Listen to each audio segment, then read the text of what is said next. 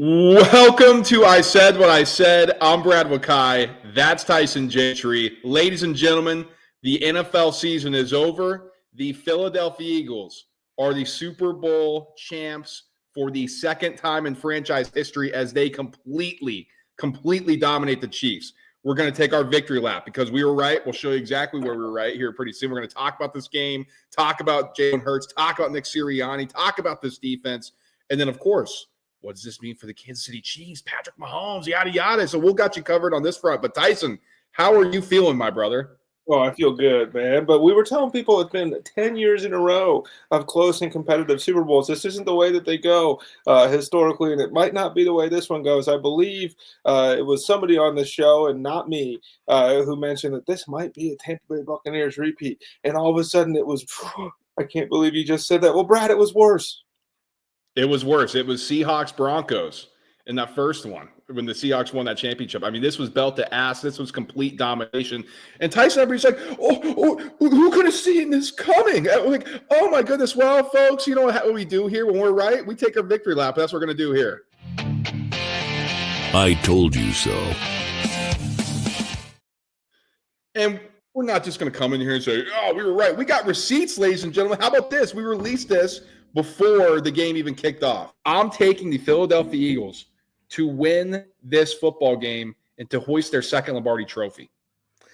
I love it. I love the energy. Earlier in the week, I said that I thought the Eagles were going to win, and I'm still there. I still think the Philadelphia Eagles will win the Super Bowl. I thought you were switching on me quick.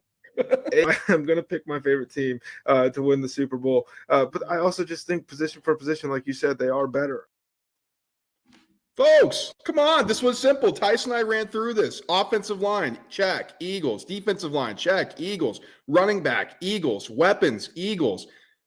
Go through the secondary, Eagles. Maybe linebacker you can throw in there. I like Zach Bond personally. He came up with a pick. I mean, the only place that there was an advantage was coach and quarterback. And it turns out the coaching thing was nixed, which we'll get completely into. And the quarterback thing was nixed. And Jalen Hurts, once again in the Super Bowl, outplayed Patrick Mahomes. So, Tyson, let's get into our victory lap here. We said this going in. I originally thought that, hey, Chiefs voodoo, and we're kind of looking at this thing, they're going to win. Then I started analyzing this thing, and I was like, no, the Eagles are going to win this football game, and that's where we decided, and we're the right ones in this situation. Yeah, it was tough. It was one of those before the game. This wasn't the Patriots dynasty, right? Like with the Patriots, when you go into a Super Bowl against them or whatever, it was like, well, we're afraid of what the Patriots do well, and that's going to kill us. Against this Chiefs team, all you heard from everybody with a mouthpiece and a voice was, well, they're inevitable, and they just find a way to win. Well, why? Well, we can't tell you. Because they just finished the season with a luck rating higher than the 2022 Minnesota Vikings. Like, all we heard all season, the AFC is so much better. The AFC has all these good teams.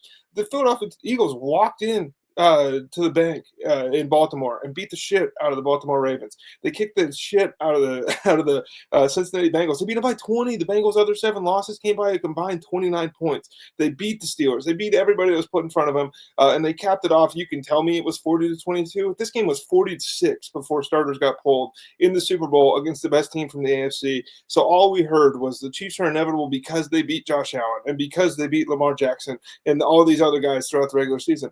It didn't matter. Like, we're conditioned now. Well, the AFC has all the good quarterbacks, so that's where the good teams are. This was 1980s football coming back to roost, baby. This was defense and running the ball, and you can get as far away from it as you want. Football hasn't changed in 100 years, and it wasn't going to change on Sunday night. No, it wasn't. I mean, we talk about how do teams win football games? It's in the trenches. You have to have a good offensive line to protect your quarterback, and you have to have a defensive line to get after the quarterback. Advantage Eagles. They completely dominated in the trenches. Jalen Hurts, he was sacked and pressured a little bit. It was enough for him to stay upright, and it was enough for them to make plays. Now, I thought the Chiefs did a really good job up front of trying to take out Saquon Barkley, but Tyson, that ultra also played to their detriment because the receivers weren't open. Dallas Goedert wasn't a huge factor like we thought. It didn't matter. Like, we had Jahan Dotson coming off the milk carton making big plays.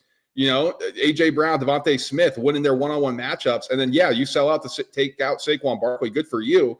But then you're going to get your ass kicked. And that's what happened because we said that could potentially be a factor here because Jalen Hurts, when he's protected, when he's seeing things, he's able to take advantage. And on the flip side, Tyson, I'll throw it back to you. What did we say coming into this thing? this Chiefs offensive line is in big trouble.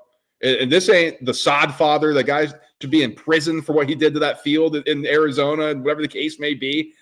This was on, a controlled turf environment, a fast track, and the Eagles got after that ass. And they dominated that offensive line. They didn't have to blitz. And we'll talk about the defense a little bit more detail here. But, I mean, that was a mismatch on paper, and that was even greater of a mismatch when they got the field going or when they got the ball kicked.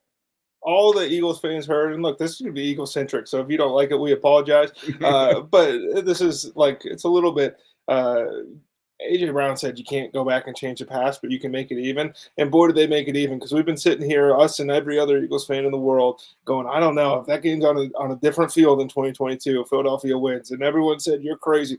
Might have looked like that, folks. And it's hard to go back and change those things, but it was vindication a little bit that this pass rush can get after these guys, and it's a worse one than it was. But you mentioned taking away Saquon Barkley, and Spags did a great job of that, and that defense deserves a ton of credit. But that's also the genius of this Philadelphia Eagles team that people just didn't pick up on all year long. What would Kyle Shanahan have done when the run wasn't working, Brad? He would have stopped trying to run the football. What would Matt LaFleur, some of these other genius coaches that all we hear about is football Einstein?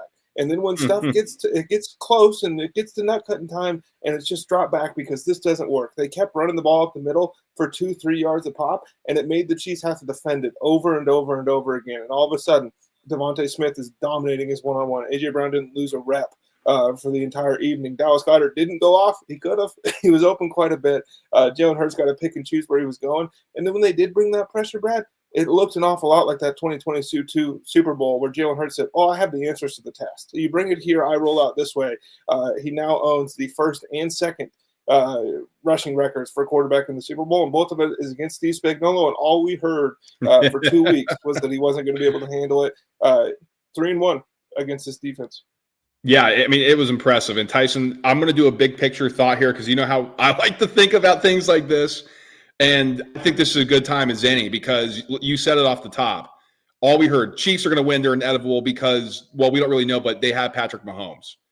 That's not what wins football games. And that's not in the history of the league what does. Like, we talk about Brady and Belichick having the best coach, best quarterback, but what were they really good at in different times?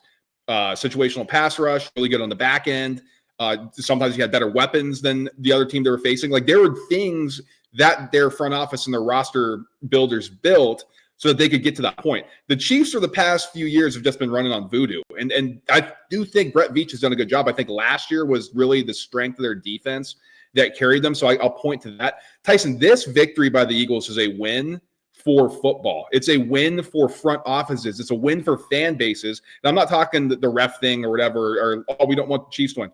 I'm talking because you can sit back if you're a fan of, let's just throw this out there, the Raiders, right? They're going through a new rebuild. They're going through a new regime. We get the right architect in place. We start focusing on team building the right way. We start focusing on things that matter, the trenches, finding elite rookies through elite scouting, being able to draft the right guys, being able to find our quarterback who happened to be in the second round, right? And all of a sudden, you are looking at a potential dynasty with the Eagles if they can stay healthy and they can keep this thing rolling. Because right now, the way that roster is set up with these young guys, everybody's talking about veteran this, veteran that. That team is young in the Philadelphia Eagles. And that is a win for football because that is about roster building, architecture, ownership doing the right thing, staying out of it, letting the football guys handle it, and then spending money and not thinking that you're the genius like Jerry Jones does, right? Like, I think this is a huge win overall for the NFL and NFL fan bases going forward because if you do things the right way, like you've operated in the past, it doesn't just take having the best quarterback that maybe we've ever seen, and that's the only way you can win. It's about doing the right things. Yeah, and it's not sexy. I'm not going to throw around the D word. I still have some Negadelphian in me as far as dynasty goes. But you take Brandon Graham and Darius Slay off this team, who are likely going to be off this team in a year. And the Philadelphia Eagles slot in as the second youngest team in the NFL. Not on offense, not on defense, overall. Like, this is a different thing. Howie Roseman made the Hall of Fame on Sunday night. And it's something you and I have talked about quite a bit. Quarterback is the number one most important position in sports. It's the number one thing on your football team and something you have to have right. But what people miss is general manager is number 2. It doesn't have to look, the way that the Patriots made it look, and that's impossible to replicate. But they didn't have any like Ernie Adams. Those guys, they weren't getting the credit during this whole thing. It was like, wow, look at what Tom's doing. Look at what Bill's doing. Look at what the Philadelphia Eagles have done. Like how many times have the Bears won the offseason, or the Houston Texans coming into this one, where you look at it and you go, that looks good on Madden. That's not going to play well weeks 1 through 17, especially not in the playoffs. This was an education maybe for some of those people who like to look at wideout 1, 2, and 3 and say, well, they have these 3 guys. Like, it doesn't make any sense why they're not good. There are 22 positions on the field plus special teams. And by the way, the Eagles dominated special teams during the Super Bowl as well. Jake Elliott ties the record for most field goals made in a Super Bowl. They dominated on punt return and kick return and the coverage teams, which is like, it's a third phase for a reason, but that's one where Kansas City's gotten over on a lot of people. And they just were not able to flip the field. And it just goes to show, depth matters a ton, stars matter a ton, but you can't have one without the other or you don't win. So that's our victory lap, right? We were right. All the Chiefs guys. I mean, Tyson and I are getting texts from our friends like, oh, you guys have no chance. The Eagles suck. Chiefs are going to win. It's like, all right, we'll see. And we were right. We predicted it. But let's start moving to the next phase of this podcast here, because, the national media here is hanging up on 2 things here. So what does this mean for Jalen Hurts, right? Because there was a lot of people talking bad about Jalen Hurts. There's a lot of people who talk about the limitations that he has without bringing up the fact that he wins football games and the things he can do, right? That's the other thing I think we're missing here. And before I get ahead of myself, Tyson, I think this is a huge moment for Jalen Hurts and a huge moment in his career. Not only does the Super Bowl victory make him one of the select few that's ever won one, but it does put a stamp on the importance of winning football games in this league. And I know that's like, oh yeah, obviously, but no, I if you're telling me, oh, you'd rather have Justin Herbert, oh, you'd rather have CJ Stroud, and maybe Stroud will get there, so that's unfair. But let's start with Herbert or Trevor Lawrence. Well, these guys are just so talented, like they can make these throws, and these guys are the high prospects and all this and that, and they're just so much more talented than Jalen Hurts. Okay, well, you enjoy sitting on the sideline with your team not in the playoffs, and Jalen Hurts teams will continue to win, and they'll continue to dominate, and they'll continue to do the things right. Well, it's all about the roster. What's he really doing? He's getting carried. Well, I mean, back-to-back Super Bowls, outplaying Patrick Mahomes, performing the biggest moments, which is what you want your quarterbacks to do when the lights are brightest, performing at your best. That, to me, is clutch. That's Jordan that we're talking about. That's Tiger Woods. That's Tom Brady. That's what all the greats have done, and you can't quantify it. And I think that's what people are having a hard time doing, Tyson, because he's not throwing for 275. We say, see, I can look at the box score, and look, he's throwing for 275. Whoa, look at that arm. He throws it 80 yards. Like, that's great, because you can't look at the man and say, well, I know that person's going to win. Jalen Hurts is doing that. And so for people to now kind of sit back and say, okay, this guy can win you a Super Bowl and win a Super Bowl, I think that's huge for his career. If Jalen Hurts played before Twitter and social media took over, Jalen Hurts would be considered one of the best players in the NFL, because this is what it was based off of for like a long time. And then we get these nerds that get on there and they start talking about stats and the advanced numbers, and all that stuff is great. But what you can't quantify is what a guy means to a team. And so I guess my point for Jalen Hurts is never going to win a hypothetical, folks. If you drop Justin Herbert off on the Philadelphia Eagles, they go undefeated. If you put Jalen Hurts in LA, I don't know if they make the playoffs. If you put Jared Goff in Philadelphia, they probably win by even more. And I don't know if the Lions are going to be there. If you put Derek Carr on the Philadelphia Eagles, what are they? They're still going to win 13 games. It doesn't matter. You know what matters is this is just Super Bowl stuff, by the way. This isn't even including the NFC title game or the fact that Jalen Hurts threw as many incompletions in the fourth quarter from the bye week onward as he did touchdowns. But we don't want to talk about that because they have Saquon Barkley and look at all, and that's great. But Jalen Hurts, 73.3% completion percentage in his Super Bowl career, minimum of 50 attempts. First of all time. But he can't throw the football. Oh, he's just a running back. Well, that's fine. Second all time in yards per carry in the Super Bowl at 5.5. He's the only player with multiple games of 70-plus rush yards in the Super Bowl, averaging more than 4.5 yards a carry. He's the fourth quarterback ever to complete over 70% of his passes in multiple Super Bowls. And Brad, he has the second most rushing touchdowns in the history of the Super Bowl. He's been to 2. He's only behind Emmitt Smith by 1. Nobody active is on that list. You can tell me it's arbitrary that the cutoff is 10 passing touchdowns and 10 rushing touchdowns, and I'll tell you, awesome. That's great. He's the only one with that too. This is a guy that just shows up and wins. And ever since he was about 20 years old, we've decided that this guy doesn't play football aesthetically the way that we want it to look, so it doesn't count the same. You can keep moving the goalposts because he's going to keep showing up and winning. We've been asking for a long time. Now, I'm not going to put this out there, but like we were hearing, I don't know about him versus Dak Prescott. What's the conversation? Shut up. Him versus Jaden Daniels. Let Jaden Daniels play a little bit. Like we're talking about. The NFC doesn't have any quarterback. Jalen Hurts owns everybody in the AFC. He owns Lamar Jackson. He owns Josh Allen, and he just beat Patrick Mahomes after outplaying him in the Super Bowl last time. Jalen Hurts in 2022 doesn't get brought up. That was an MVP season. But all of a sudden, that didn't happen because of the collapse in 2023. The only reason they were 10-1 is because Jalen Hurts was dragging a lifeless football team all the way to the finish line. They got blown out by the San Francisco 49ers, and it left a bad taste in everybody's mouth. The week before that, he had 5 touchdowns and won a shootout against Josh Allen. So maybe we should stop asking, can Jalen Hurts beat these guys in the shootout, and start asking, can these AFC dudes beat Jalen Hurts when it counts? Because right now, the answer is no. Or can anybody beat Jalen Hurts? Because that's what we're talking about here. We're talking about one of the most successful runs in 4 years from a starting quarterback and head coach, and we'll get to the head coach in a bit.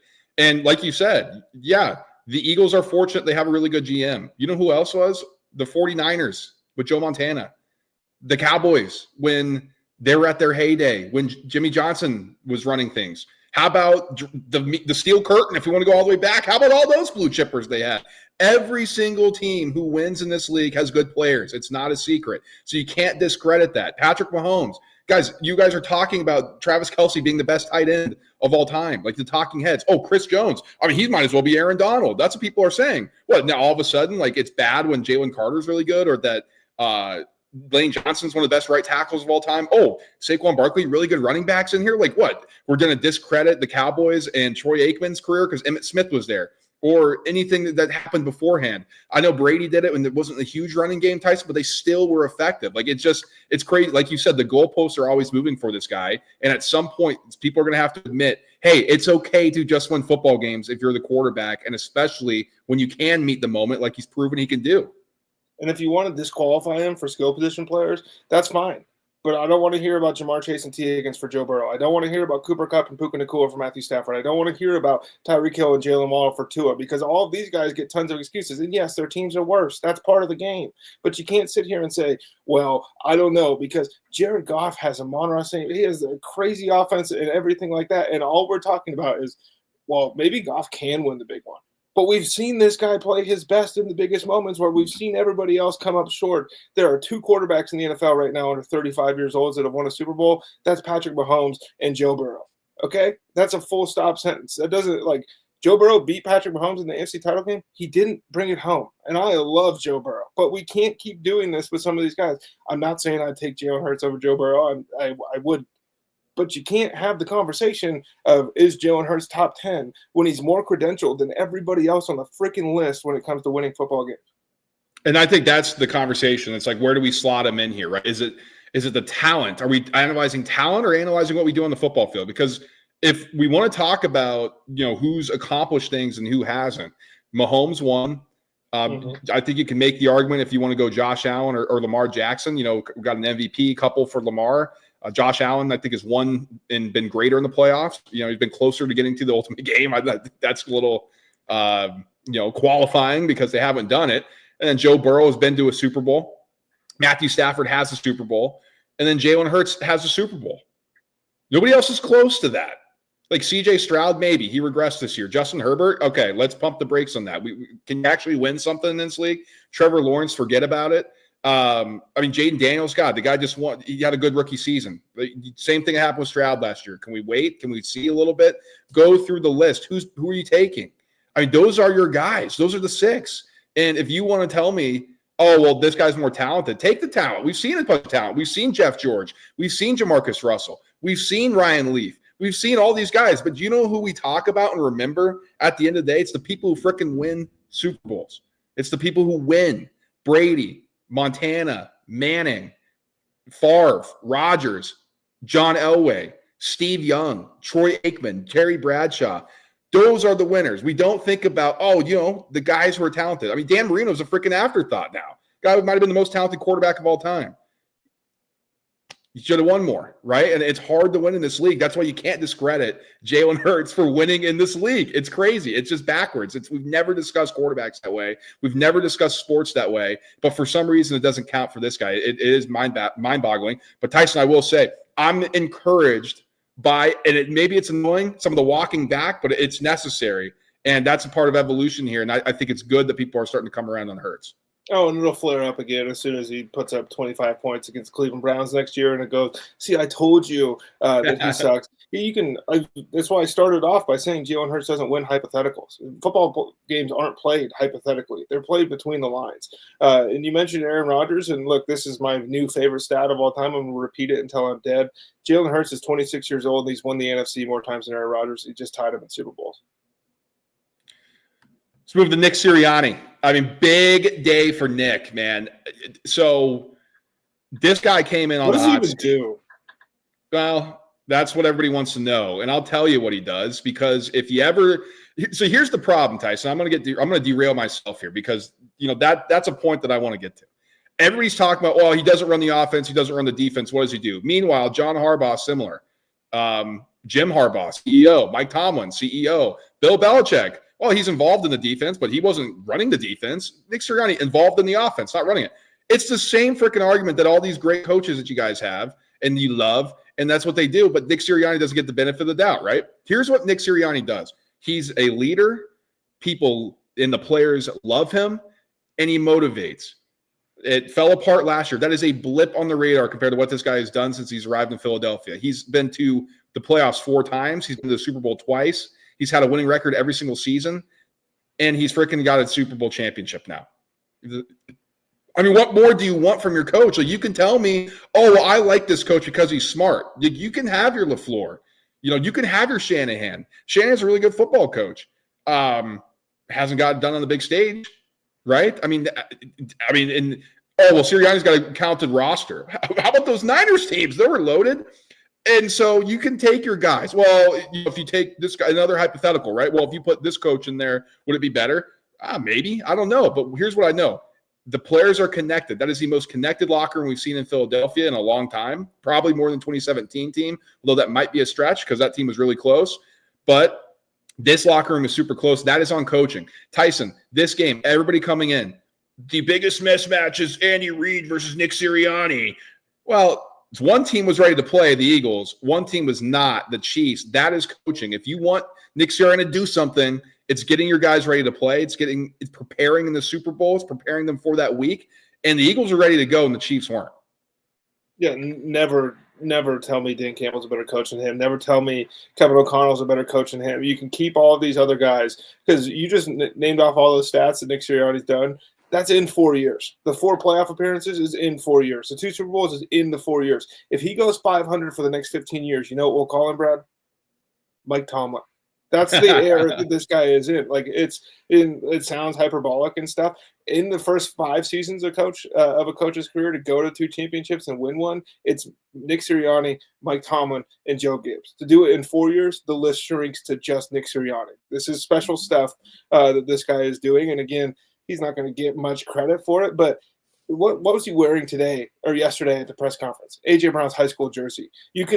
All this stuff. There are better coaches than him in the NFL, but there isn't a better coach for this team. And just like there's not a better quarterback for this team, all of that gets lost when you start trying to compare one for one. And what would this offense look like if you had somebody like Sean McVay? Better, I guess, maybe. Would they have won the Super Bowl? I don't know. How are you supposed to tell me that? Because to go from your owner takes 9 days after the end of the game, multiple meetings with you, and it feels like you're going to get fired. This was the ultimate back against the wall season for a guy, and he came out. There's blood on his hands, and it's every member of WIP, it's every member of Get Up, whatever other ESPN show that wanted to talk about how this guy can't coach. He is credentialed now. This is he's beyond reproach. You cannot come to him. He just earned the juice to name his new offensive coordinator. A year ago, Howie Roseman had to pick his coordinators for him, and now he's going to be able to promote Kevin Patullo if he wants to OC. Like it's a different level of juice that he just obtained, and it's funny to. Well, they have all these guys. Yeah, remember all the character concerns before the draft with like a lot of these guys, and this isn't the only like. The last 3 years, the Philadelphia Eagles have been stupid talented and have had the best roster in football, and that's true, and we can admit that.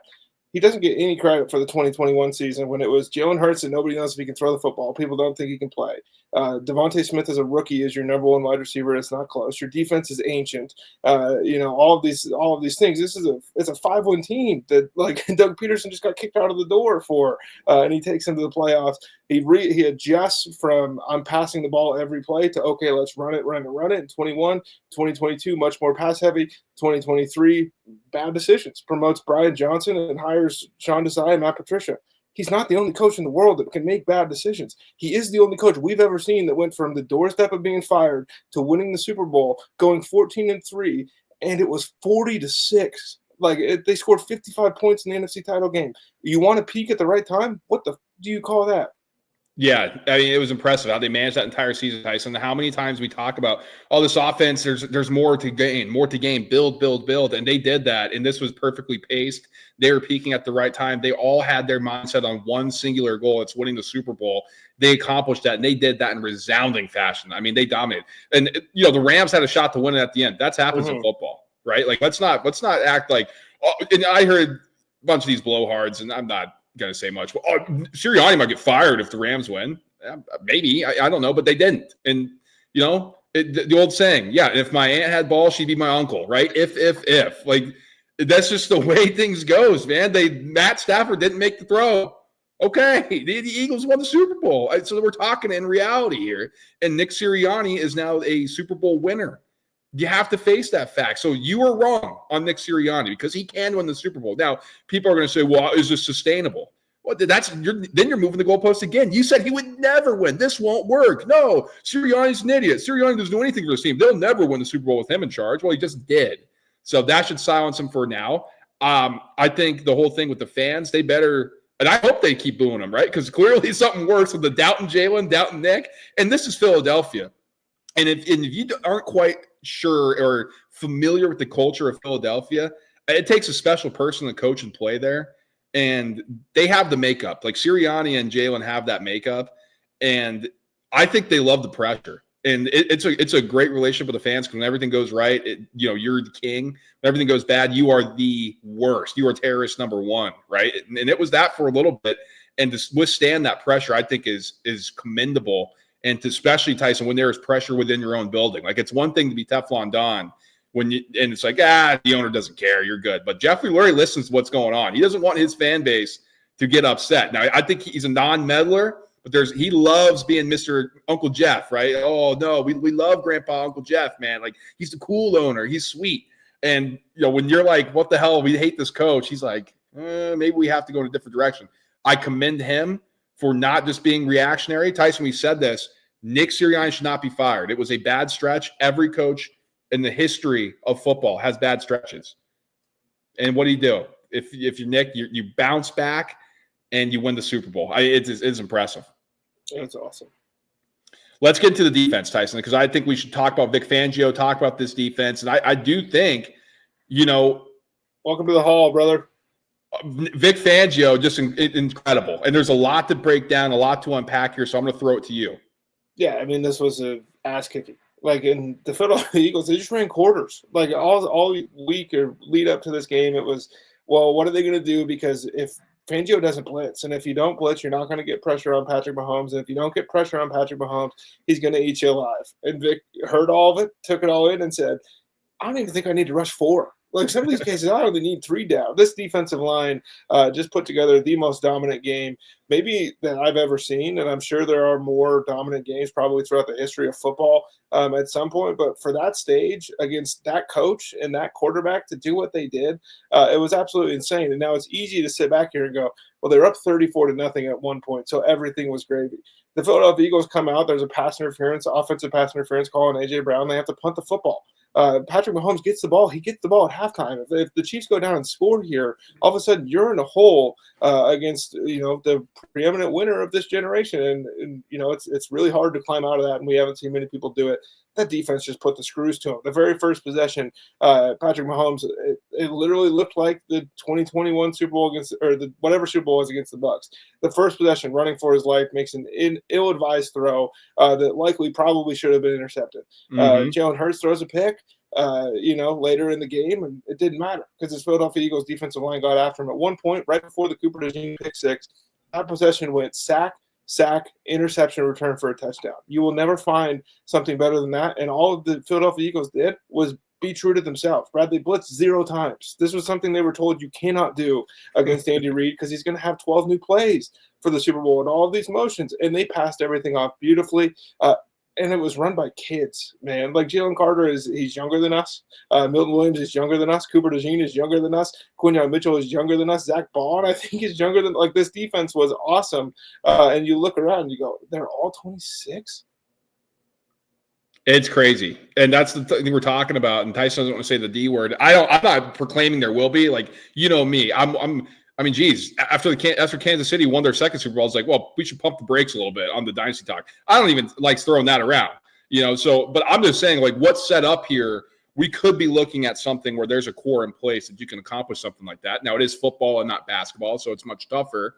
But what you're saying is, yeah, these guys are super young and they're super good. And they just dominated the Kansas City Chiefs, going for freaking history. And it's something that's never been done before, and they just kicked their ass by just being better than them on a one-on-one situation. Like, it was impressive. It didn't have to do anything. Now, the Fangio thing, we kind of highlighted. Everybody's talking about Mahomes 8-0 against them. Well, there's some games in there where Mahomes didn't play his best. There's like one really 7 true games Patrick Mahomes games. Yeah.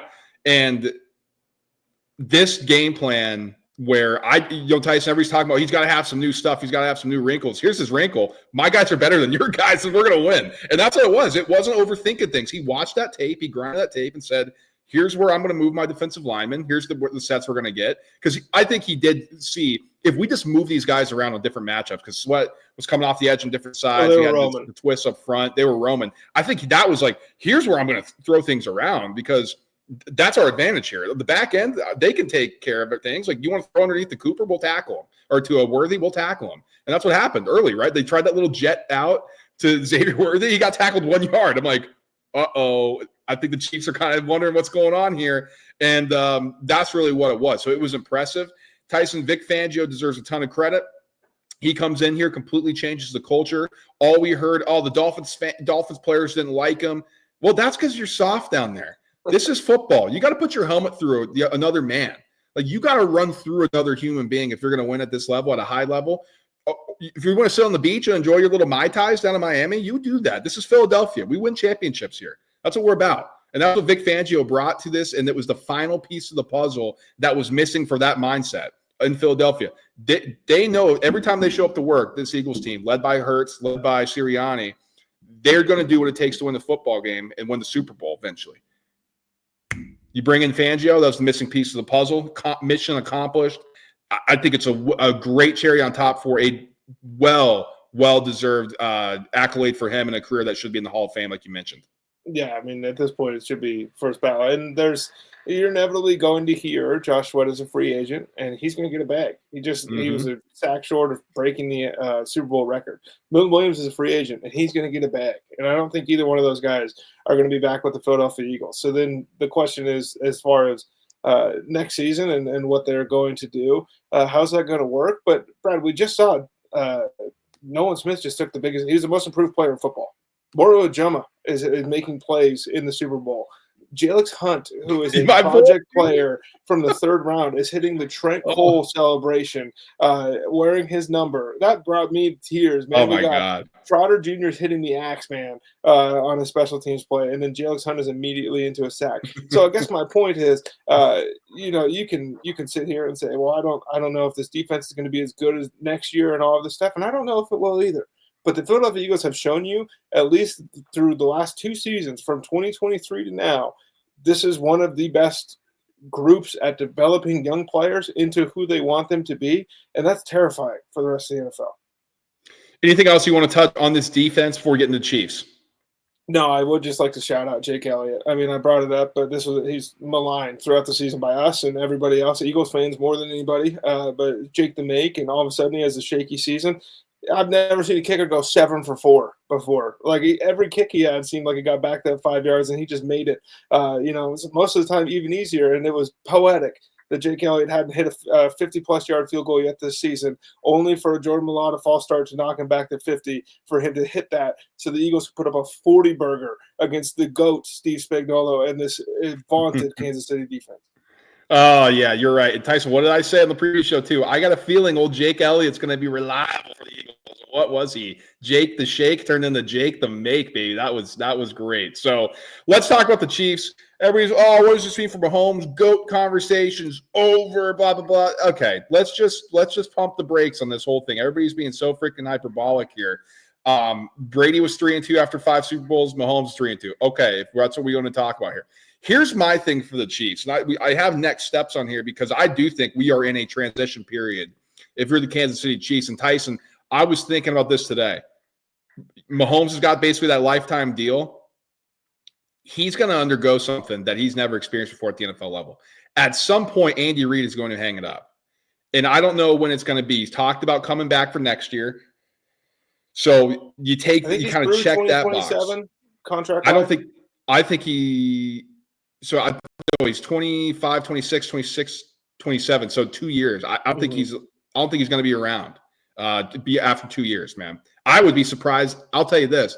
I think next year is his last year. It's just a lot. I mean, it's just every single thing, and there's a ton of pressure. And, it's easy when you have Mahomes.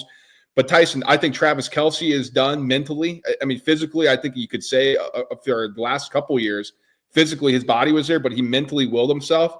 He looked just exhausted yesterday, and it's a long period. So you got that. Tyson, when I think Spagnuolo, the guy that really kind of held everything together on the defensive side of things, if Andy leaves, just somebody poach him. I don't think he's going to get promoted to head coach. If you do, I think that's a mistake, personally, if you're the Chiefs. So this is just a long-winded thing of saying it's not going to be let's just roll the ball back for the next 10 years and Mahomes and Reid are we're going to go for it. At some point, there's going to be a new coach. And you can tell me you got some hot shot kid coming up. Andy Reid's the second best coach of all time. You're like, good luck. You know what I'm saying? And it's easy when you got Mahomes. But without his blanket of Travis Kelce, that's going to look different. Sure, Rashee Rice is back next year. Xavier-Worthy looks like a dude. But, man, there are going to be some changes to this Chiefs team. I don't know if they're going to be immediately coming, but down the line, I'm interested to see where this goes. Yeah, and it's important to point out that this team is fully capable of winning the Super Bowl next season. And for sure. That's like the number one. You start there. This is we know it well as Eagles fans. Super Bowl 52 was the end of the Patriots dynasty until they won the very following season, and that is more than on the table here with this Kansas City Chiefs team. But you also have to keep in the back of your mind what they just did for 5 years is not normal. Like it's been accomplished by pretty much one or two other franchises in the history of the sport. And the 10-year lulls between showing up at the Super Bowl, that's normal. And that's like where Kansas City might find themselves. I think Veach is an awesome general manager. I think he's got a lot of credit for things that maybe he didn't have a ton to do with as far as the way this roster was constructed. But it's, again, they lose the Super Bowl due to poor offensive line play. Now, it's not quite the same thing as it was or is in Cincinnati, where we just make fun of them because they're throwing millions and millions of dollars at this problem, not fixing it. They've done a good enough job to win 3 and show up to 5. But the blueprint isn't out on how to beat these guys unless you have this Philadelphia Eagles defensive front, and most teams don't. So I think that they're going to be just fine. But the aura, some of this stuff, it seems like the Bills poop their pants every time they see a Kansas City Chiefs logo. Right. And now that feels a little different. It feels like the Ravens forget who they are every time they play. Maybe that's now a little bit different. And guys are looking at you like, okay, we know you're gettable. And look, you can say, well, it happened to them in 2020 against the Bucs, and look at what they did after that. A completely different football team. Completely different football team. We're talking 5 years ago now, and it was like Mahomes has found himself. I think that Kansas City is very live to win this whole thing next season. But we're talking 5 years from now, 6 years from now. Where does this team look like? Which isn't normally a conversation we have on the show, but there's been so much Andy Reid is going to pass Bill Belichick as the greatest coach of all time, which was always crazy to me. And that Patrick Mahomes it was inevitable that he was going to pass Tom Brady as the greatest of all time. And look, I might be a hater. That was disqualified to me when Tom Brady beat him twice in games that mattered in the playoffs. Like, you can't lose the guy twice head to head, and have that. So pump the brakes. He's still one of the greatest players of all time. It's still one of the best runs an NFL team's ever been on. But to sit here and say, like, it is a for sure lock that, like, because we know the floor is overtime in the AFC Championship game. And until the floor goes lower than that, I'm hesitant to just say, well, I don't think they're going to make the playoffs or anything like. But to win it all, you have to have everybody bought in. And I've never seen a photo of a team more dejected than they were when it was 27-0 and they panned to the sidelines. Tyson was shocking. Like, they knew they were getting their ass kicked. They could do nothing about it. They wanted to quit. I mean, and we don't use that lightly and say, oh, they were quitting. But that moment when you were like, and it's like a bad day at work, right? Or, you're at the bar and you're not having fun. You're like, I want to get, you have that feeling like, I want to get out of here. That was the Chiefs, man. And it was shocking. Like, you got players yelling at each other, and, Mahomes normally has got the confidence thing. I mean, they were shook. They got their ass kicked early, Chris often, Jones and they literally fell to his knees when DeAndre Hopkins dropped that ball. It was wild. Tyson, did you see what Hop said? Yeah, the ref thing. I don't even want to talk about that. So I want to address a couple things that you said, because I agree with you. I think they are alive to win next year. I think next steps, if we want to title this, go get an offensive line and build that thing, and you're going to be damn good, right? Like, if you can protect Mahomes, you're going to have time. You're going to be able to win the football game. They've tried to do that on 2 separate occasions.